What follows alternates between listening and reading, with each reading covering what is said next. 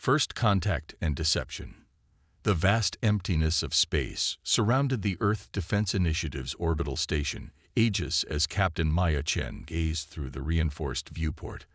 Earth rotated slowly below, a beautiful blue marble against the black canvas of space. She brushed a strand of her short black hair away from her face, her expression serious as she studied the holographic display floating before her. "Captain, we've confirmed the readings," Lieutenant Rahim said, his voice steady despite the gravity of the situation. 27 objects approaching from beyond Jupiter's orbit. Their trajectory suggests deliberate movement, not natural celestial bodies. Maya nodded, her brown eyes never leaving the display. Time to intercept.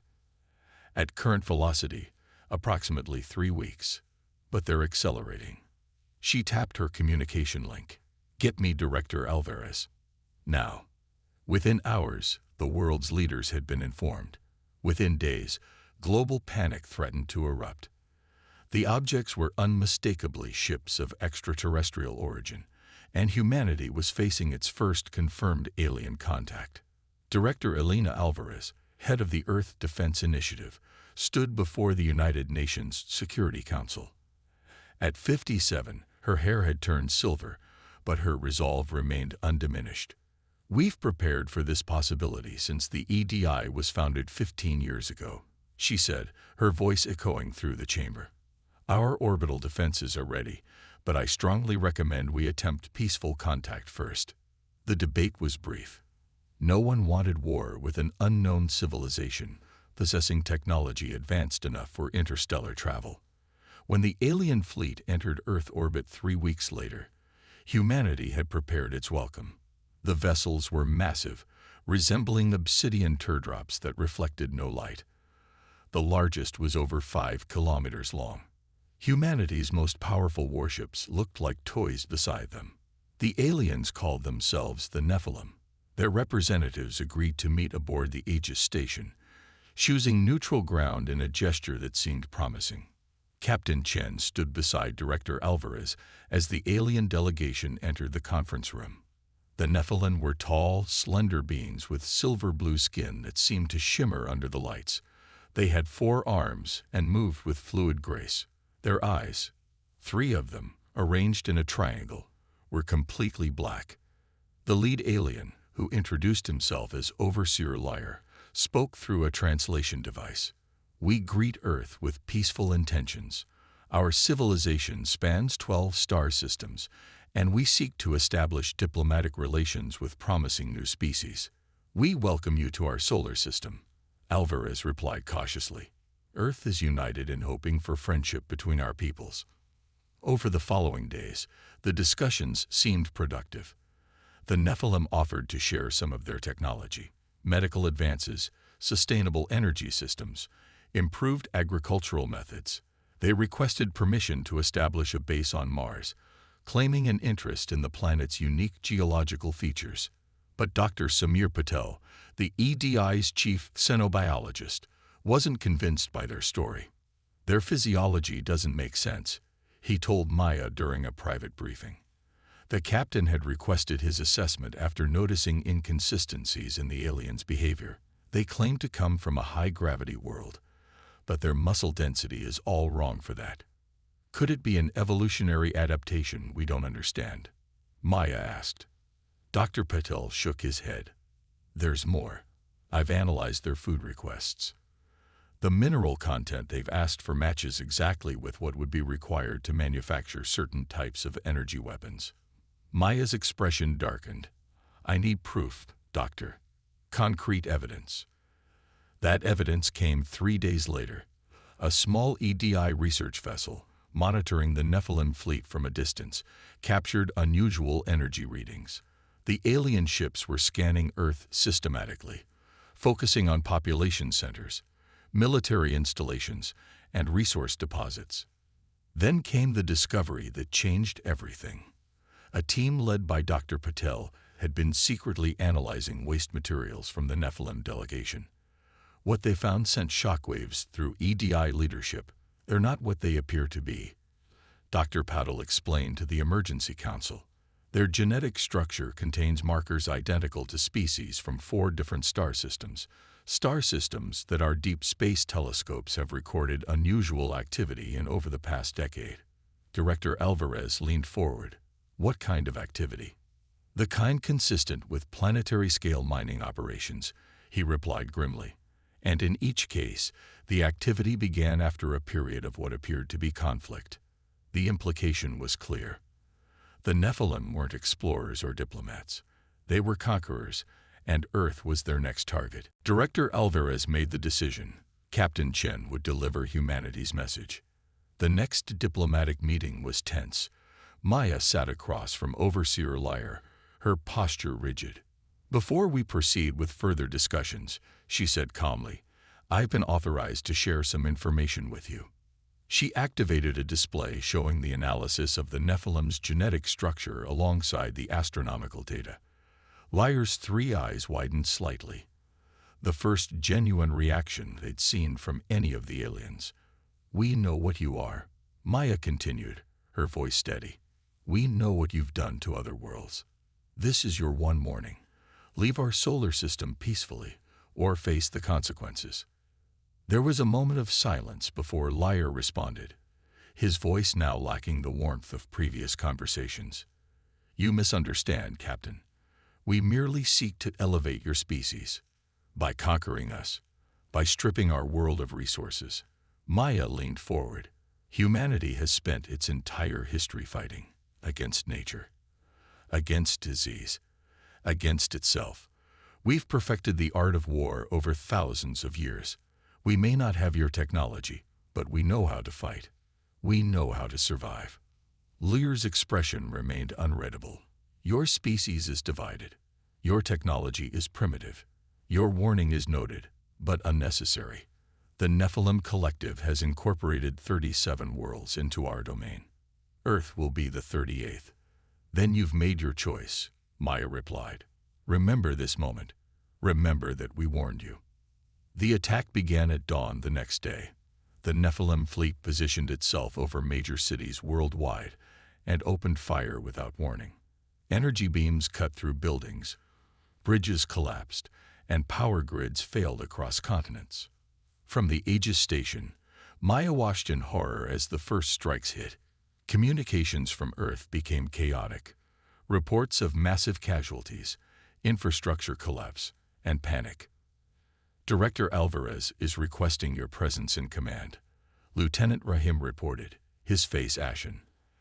Operation Prometheus is being initiated. Maya felt a chill run down her spine.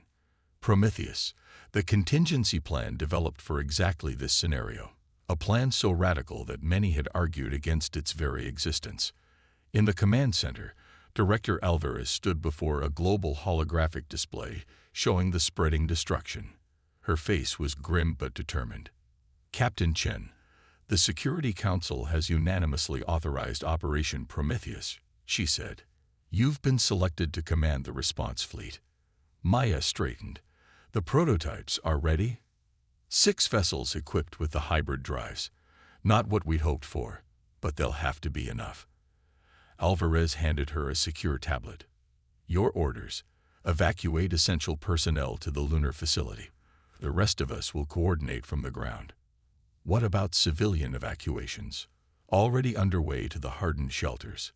But make no mistake, Captain, this isn't about surviving their attack. It's about making them regret ever finding Earth. As Maya prepared to depart for the lunar base where her fleet awaited, she took one last look at Earth from the viewport. Fires burned across the night side of the planet, visible even from orbit. The Nephilim had struck hard, believing their superior technology would ensure a quick victory. What they didn't understand was that humanity had spent millennia preparing for this moment without even knowing it. Every war, every conflict, every struggle for survival had honed the human species into something unique in the galaxy, a civilization that did not know how to surrender. The Nephilim had ignored humanity's warning. Now they would learn why that was the greatest mistake in their species' history. As her shuttle departed for the moon, Captain Chen received the first reports that the counterattack had begun. On the ground, beneath the chaos and destruction, Humanity was already adapting, already fighting back with a ferocity that the Nephilim had never encountered in their previous conquests. The hunt had begun. The hunters become the hunted. 6 months into what should have been a swift conquest, Overseer Liar stood before the Nephilim High Command's holographic projection. His once pristine uniform now showed signs of repair, and a fresh scar ran across his face where human resistance fighters had nearly killed him during an ambush in what was once called Moscow. "Explain your failure," demanded Elder Vox, her 3 eyes narrowed to slits. "Earth should have been subdued within weeks. The humans, they do not respond as expected," Liar said, struggling to maintain composure. "They abandon positions before we attack. They've formed a global resistance network despite our destruction of their communications infrastructure. And they're learning, adapting to our technology at an unprecedented rate." "Impossible," another member of the High Command scoffed. "They were pre-stellar when we arrived. Their weapons couldn't penetrate our shields." "That was 6 months ago," Liar replied grimly. "Yesterday they shot down 3 of our cruisers with modified weapons that partially bypass our defenses. Somehow, they've incorporated elements of our technology into their own." The silence that followed was deafening. No species had ever managed to reverse engineer Nephilim technology so quickly. "Casualties?" Elder Vox finally asked. "We've lost 42 ships and over 6,000 ground troops," Liar admitted. "We control only 18% of the planet's surface, primarily uninhabited regions. Every time we secure a human population center, they've already evacuated the civilians and left traps." Unknown to the Nephilim, their entire communication was being monitored. Deep beneath the Rocky Mountains in what was once Colorado, Captain Maya Chen and her team listened intently. "They still don't understand," said Dr. Patel, who had survived the initial attacks and now served as the Resistance's chief science officer. "They think this is about territory." Maya nodded. Her appearance had changed dramatically, her hair now longer, a jagged scar across her right cheek, her once pristine uniform replaced by practical combat gear. "That's their weakness. They've never faced a species that was willing to sacrifice everything." Operation Nemesis was entering its final phase. For 6 months, while the Nephilim focused on conquering cities and securing resources, humanity had been fighting a different war entirely. Every engagement was designed not to win territory, but to capture technology. Every retreat was strategic, leaving behind booby-trapped prizes for the invaders. Director Alvarez, operating from a mobile command center that relocated daily, appeared on a secure channel. Despite the strain of the past months, her resolve had only strengthened. "Captain, the lunar facility reports ready status," she said. "The fleet is prepared. Ground teams are in position worldwide." "And our guests?" Maya asked. Still unaware, their arrogance works in our favor. They can't conceive of being monitored so completely. The plan had been audacious from the start. Instead of trying to match the Nephilim's technology directly, humanity had focused on understanding it, finding its vulnerabilities, and turning it against itself. Dr. Patel's team had worked relentlessly, dissecting captured equipment, studying fallen enemies, and developing countermeasures. The psychological aspect had been equally important. The Nephilim were accustomed to species that either surrendered quickly or fought conventionally and lost. Humanity did neither. They melted away before overwhelming force, only to strike elsewhere. They left cryptic messages on the bodies of fallen Nephilim. They broadcast on frequencies the aliens used, sending only the sound of a ticking clock. The invaders were facing an enemy unlike any they had ever encountered, an enemy that grew stronger with each defeat, that learned from each engagement, that showed no signs of breaking despite terrible losses. "Begin the broadcast," Maya ordered. Across all Nephilim frequencies, on every channel they used to coordinate their forces, the same message played simultaneously in the aliens' own language. "You were warned. You did not listen. Now nowhere is safe." On the Nephilim command ship, Alarms blared as their systems detected massive energy signatures activating across Earth's surface and from the moon. Overseer Liar rushed to the command center, demanding explanations. Multiple human vessels launching from their lunar facility, a tactical officer reported, his four hands working frantically across control panels. They're using drives similar to ours. Impossible, Liar whispered, but the evidence was on the display before him. 6 human vessels, smaller than Nephilim cruisers, but unmistakably equipped with technology that should have been beyond their capability, accelerated toward the invasion fleet.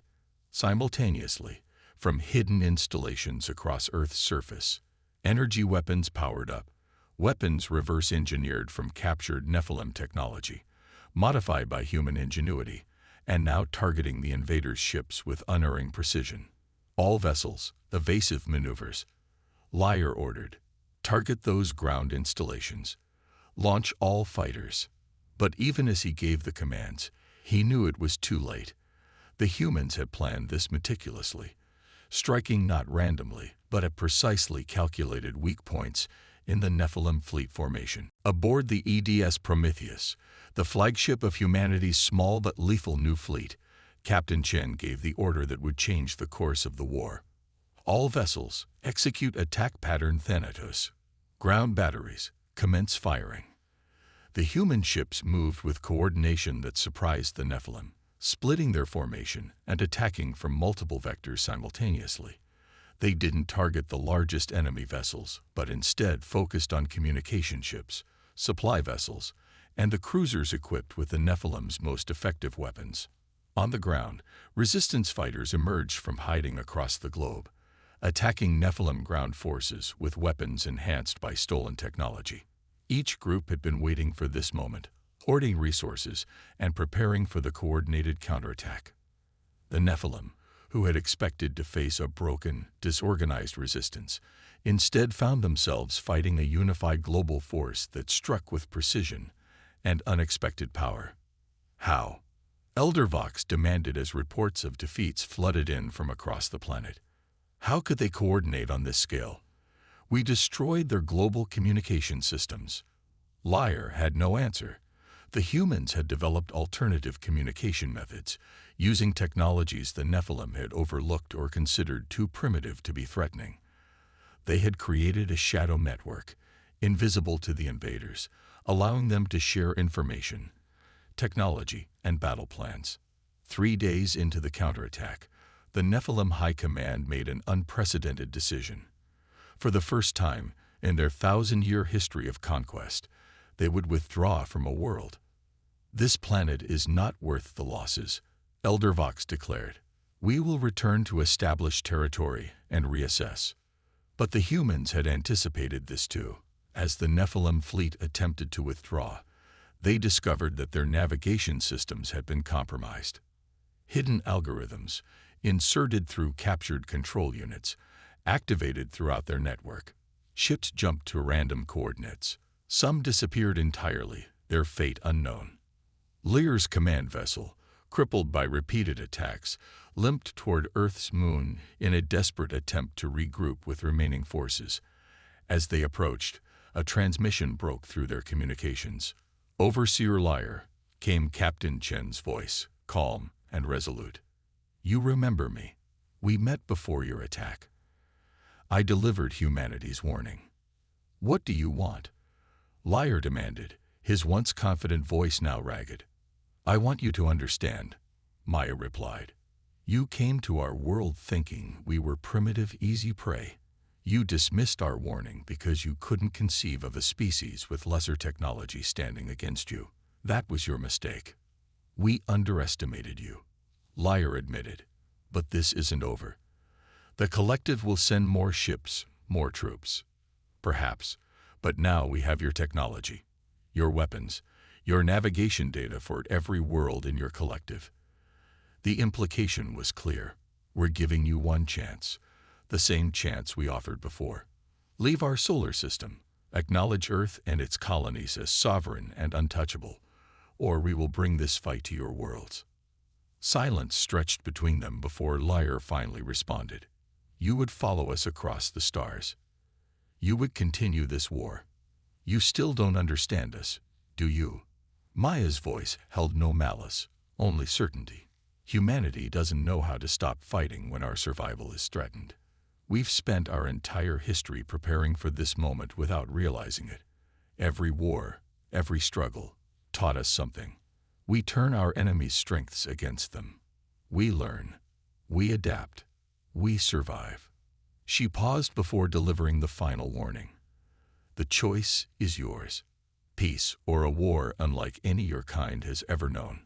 A war that will follow you to the edges of your collective.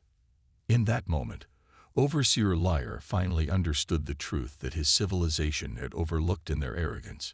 Technology alone didn't determine the outcome of conflicts. The Nephilim had conquered 37 worlds because those species fought conventionally, according to recognizable patterns. Humans didn't. They turned disadvantages into strengths. They sacrificed tactical positions for strategic gains.